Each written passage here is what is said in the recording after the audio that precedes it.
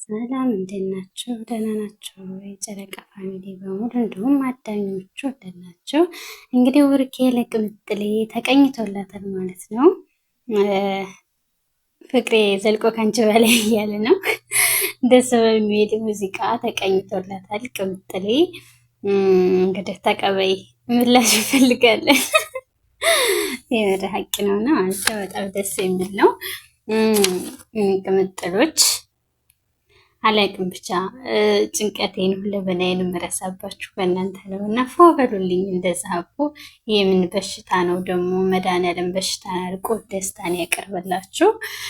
እና ደግሞ ቅምጥሌ በዛው አጋጣሚ ደህና ናት ማለት ነው። እግዚአብሔር የተመሰገነ ይሁን። አትሞክረኝ አይባልም እና እግዚአብሔር ይመስገን።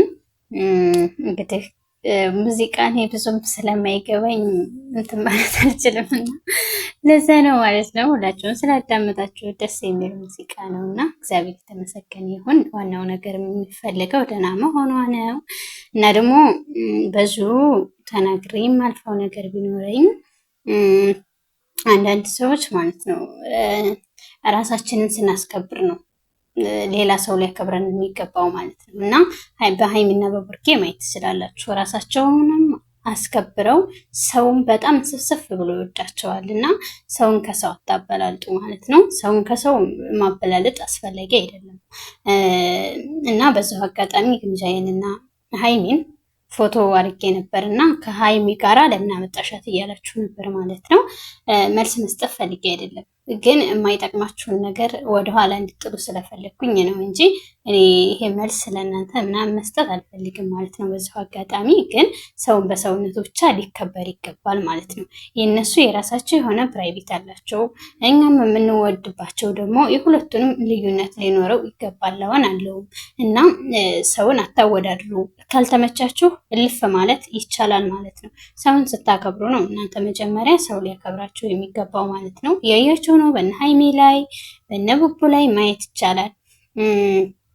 ሰውን ብታከብር ሰውን ከማንም በላይ ክብር ቢሰጡ ነው እነ ሀይሚ ለጋሽዬ ሳይቀር ሙዚቃ የወጣለት ማለት ነው። እና መጀመሪያ ራሳችንን ስናከብር ሰውን ማክበር እንዳለብን መረዳት አለባችሁ ማለት ነው። ጨረቃዎች ፏ በሉልኝ እናቶች። ከዚህ የበለጠ ፏ ብላችሁ ቁም ነገር ላይ ደርሳችሁ ሀሳባችሁን አሳክታችሁ እንደምትኖሩ አልጠራጠርም።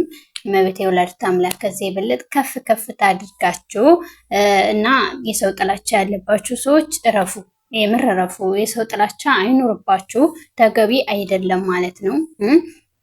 መጀመሪያ እኔ ማን ነኝ ብላችሁ ሰው ማለት ነው። እኔ ማን ነኝ ማለት ከማንም በላይ አሪፍ ነው ማለት ነው። እና ጨርሻለሁኝ። ሰውን ከሰው አታነጻጽሩ።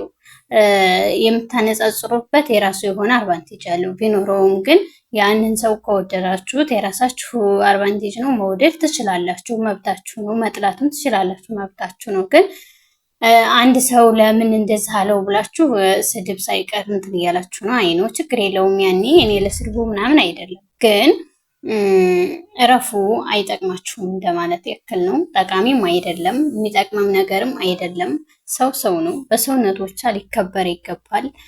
የምንወድባቸው የራሳችን ልዩነት አለን። ሰው የሚወደው እናንተ በምትወዷቸው ልክ እኔ ወዷቸዋለሁ ማለት አይደለም። እኔ በምወዳቸው ልክ እናንተ ተወዷቸዋላችሁ ማለት አይደለም። የራሴ ነው፣ የራሳችሁ ነው ማለት ነው። እና ጨረቃዎች ፏ በሉልኝ እኔ ማሮች። ከዚህ የበለጠ ትልቁ ማማ ላይ ደርሳችሁ እንደማያችሁ አልጠራጠርም። በሽታውን ሳይሆን ሁሌም መልካሙን መድኃኒዓለም ያምጣላችሁ። ደህና ሁኑልኝ። በዛው አጋጣሚ ስደት እህቶቼ አይዟችሁ፣ እመቤቴ ከጎናችሁ ትሆን።